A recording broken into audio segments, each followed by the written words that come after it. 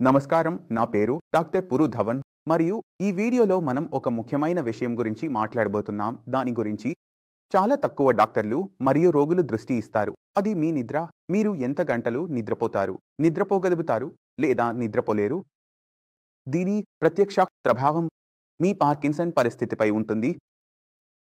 పాకిస్తాన్ రోగుల గురించి మనం మాట్లాడితే ఎన్ని పార్కిన్సన్ రోగులు వస్తారో అందులో ఒక విషయం చాలా సాధారణంగా కనిపిస్తుంది. అది ఏమిటంటే వారి నిద్ర చాలా తక్కువగా ఉంటుంది. ఎవరో ఒక గంట నిద్రపోతారు, ఎవరో 1.5 గంట నిద్రపోతారు మరియు మొత్తం రాత్రంతా వారు గడియారాన్ని చూస్తూ ఉంటారు, లైట్లను చూస్తూ ఉంటారు మరియు నిద్ర వస్తుందని ఆశిస్తారు. కానీ వారికి నిద్ర రాదు. అప్పుడు మేము దీని గురించి కొంచెం లోతుగా పరిశీలించాము. నిద్రకు పార్కిన్సన్తో నేరుగా సంబంధం ఉందా లేదా అని. అప్పుడు మేము చాలా ఆసక్తికరమైన విషయం కనుగొన్నాము. మీ నిద్రకు మీ పార్కిన్సన్ పరిస్థితితో నేరుగా సంబంధం ఉంది. మాకు ఏమి కనిపించింది అంటే పార్కిన్సన్ పరిస్థితి అప్పుడే ప్రారంభం అవుతుంది. 2 పరిస్థితులు శరీరంలో ఏర్పడినప్పుడు. మొదటిది ఒత్తిడి. మీ మెదడులో మీకు ఏదైనా టెన్షన్ ఉంటే ఒత్తిడి వస్తుంది. ఇప్పుడు ఒత్తిడి కారణంగా మీ నిద్రపోతే పార్కిన్సన్ అభివృద్ధి చెందుతుంది. మీకు ఒత్తిడి ఉంటే మరియు నిద్ర వస్తే అలాంటి పరిస్థితిలో పార్కిన్సన్ చాలా తక్కువగా కనిపిస్తుంది. దాని వెనుక కారణం నేను మీకు చిన్న ఉదాహరణతో అర్థం చేసుకుంటాను. మీరు ఆలోచించండి, మీ శరీరం మాంసం మరియు ఎముకలతో తయారైందని. ఇది 80-90 సంవత్సరాలు నడుస్తుంది. కానీ ఇనుప వాహనం 80-90 సంవత్సరాలు నడవదు. ఎంత ఖరీదైన వాహనం తీసుకున్నా ఎందుకు ఇలా జరుగుతుంది?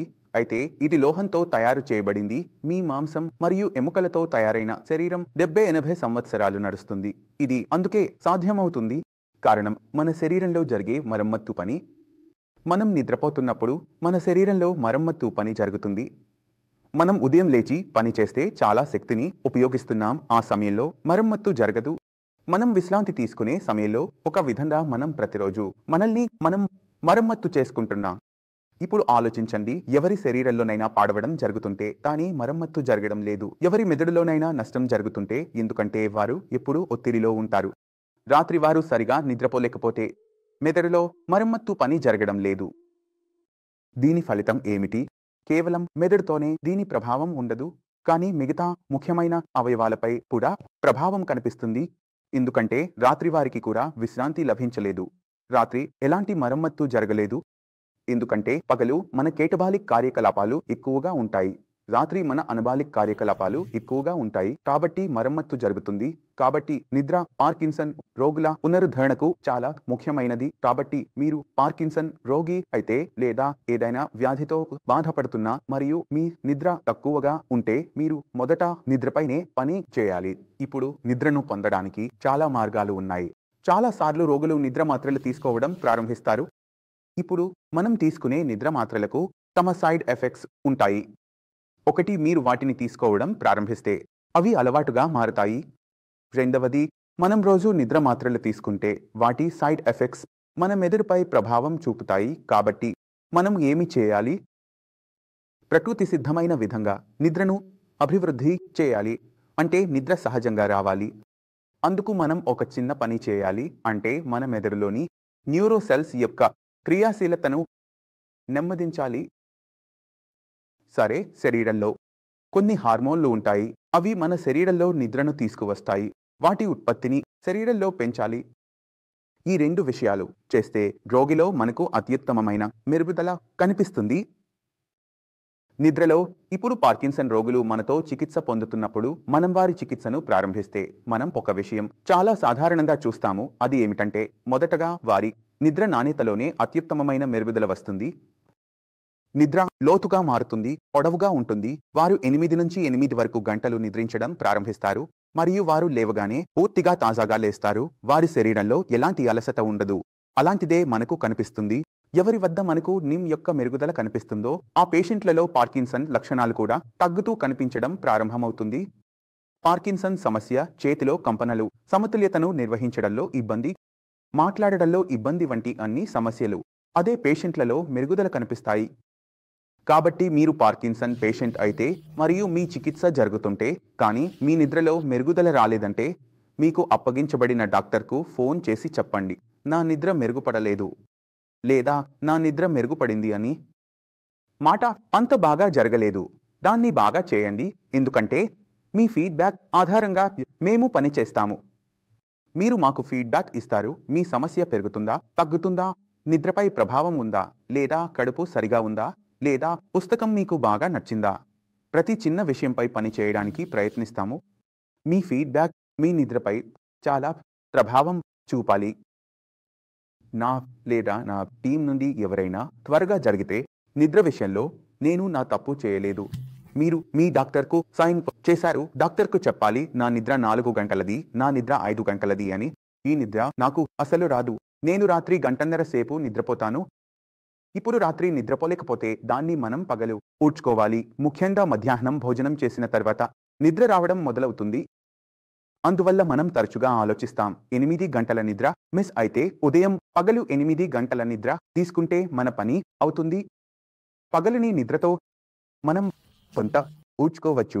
మీరు 3 గంటలు నిద్రపోయి మిగతా సమయం మేల్కొని ఉన్నారని అనుకోండి. మధ్యాహ్నం మీరు 1.5 గంటల నిద్రపోతే అది 3 గంటల సమానంగా ఉంటుంది. కాబట్టి దీన్ని మీరు గుర్తుంచుకోవాలి. మీకు రాత్రి నిద్ర సరిగా లేకపోతే పగలు నిద్రను పూర్తి చేసుకోండి. ఇప్పుడు నిద్రకు సంబంధించిన కొన్ని సాంకేతికతలు కూడా ఉన్నాయి. వాటిని కూడా మనం అర్థం చేసుకునే ప్రయత్నం చేస్తాము. ఇవి సాధారణంగా ఆర్మీ వ్యక్తులకు నేర్పిస్తారు, ఎందుకంటే వారికి నిద్ర అవసరం ఉంటుంది, కానీ వారి వద్ద సమయం ఉండదు. వారు ఫీల్డ్లో ఉంటారు. ఎప్పుడైనా ఎక్కడైనా బిజీగా ఉంటే వారికి సమయం లభించినప్పుడు నిద్రపోవడానికి శిక్షణ ఇస్తారు. ఆ శిక్షణను ఇప్పుడు మనం ఉపయోగించి మీ శరీరంలో నిద్రను అభివృద్ధి చేయగలుగుతాము. మొదటి విషయం, మీరు మీ శరీరాన్ని రిలాక్స్ చేయాలి.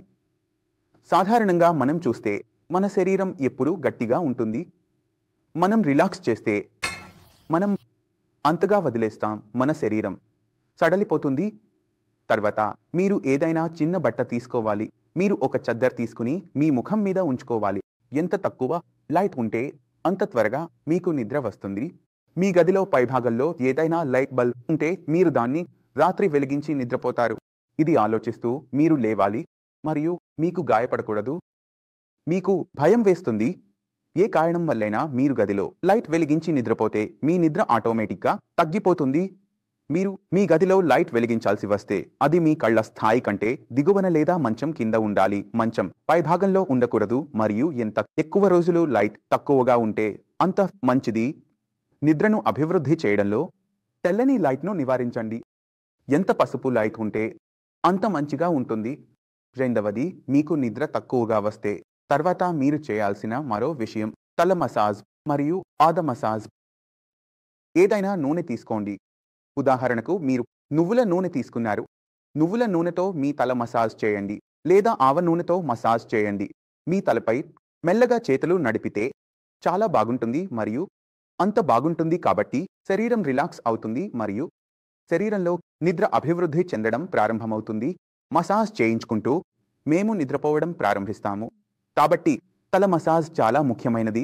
ఇదే విధంగా పాదాల మసాజ్ కూడా మంచి పని చేస్తుంది మరియు పాదాల్లో కాలినట్లు అనిపించే రోగులు అక్కడ గియా లేదా కీరా మసాజ్ చేయవచ్చు. మీరు గియా యొక్క ఒక ముక్క కట్ చేసి దానితో పాదాలపై మసాజ్ చేస్తే చల్లగా ఉంటుంది. గియా మరియు కీరా రెండూ చాలా చల్లగా ఉంటాయి. కాబట్టి పాదాల్లో కాలినట్లు అనిపించే రోగులు మాత్రమే దీన్ని ఉపయోగిస్తారు. ఎందుకంటే చలికాలంలో ప్రతి ఒక్కరూ దీన్ని చేయడం ప్రారంభిస్తే మీ చల్లదనం పెరుగుతుంది. పాదాలు ఎక్కువ చల్లగా అవుతాయి. తద్వారా మీ నిద్ర తగ్గవచ్చు. కాబట్టి దీన్ని మనం జాగ్రత్తగా చూడాలి. మరో సాంకేతికత ఉంది. దాని సహాయంతో మీ శరీరాన్ని నిద్ర కోసం శిక్షణ ఇవ్వవచ్చు. అది ఏదైనా బోరింగ్ పని చేయడం. ఇప్పుడు కౌంటింగ్ మనందరికీ తెలుసు, కానీ మనం రివర్స్ కౌంటింగ్ చేయడం ప్రారంభిస్తే 100 నుండి మన శరీరంలో నిద్ర అభివృద్ధి చెందడం ప్రారంభమవుతుంది. మీరు 100, 99, 98, 97 అని ప్రారంభిస్తే మీ మెదడు 1కి చేరుకునేసరికి చాలా నిద్రగా అవుతుంది. ఎందుకంటే అది చాలా బోరింగ్ పని. మీకు అన్నీ తెలుసు కాబట్టి మనం చరిత్ర చదివినప్పుడు చరిత్ర చదువుతుంటే మనకు చాలా నిద్ర వస్తుంది కదా. కాబట్టి ఈ విధంగా మీరు ఈ రివర్స్ కౌంటింగ్ ద్వారా మీ శరీరంలో మీ మెదడును నిద్రపోనివ్వవచ్చు. ఇప్పుడు మీకు ఏ సాంకేతికత పని చేస్తుందో నాకు తెలియదు మరియు అది మీకు కూడా సరిగ్గా తెలియదు. ఏదైనా ఒకటి మనకు తెలియదు. అందరూ ప్రయత్నించాలి. ఏ సాంకేతికతతో మీకు నిద్ర అభివృద్ధి చెందుతుందో దానిని ప్రతిరోజు చేయాలి. అందువల్ల ఇందులో మేము ఎటువంటి మందులు ఉపయోగించలేదు. ఇందులో మేము ఎటువంటి రసాయనాలను ఉపయోగించలేదు. దీని ద్వారా మన పని పూర్తవుతుందంటే చాలా మంచిది.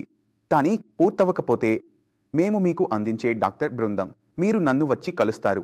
మీ శరీరంలో మొదటి పని మీరు వచ్చినప్పుడు మొదటి పని నిద్ర లేకపోతే నిద్రను అభివృద్ధి చేస్తాము.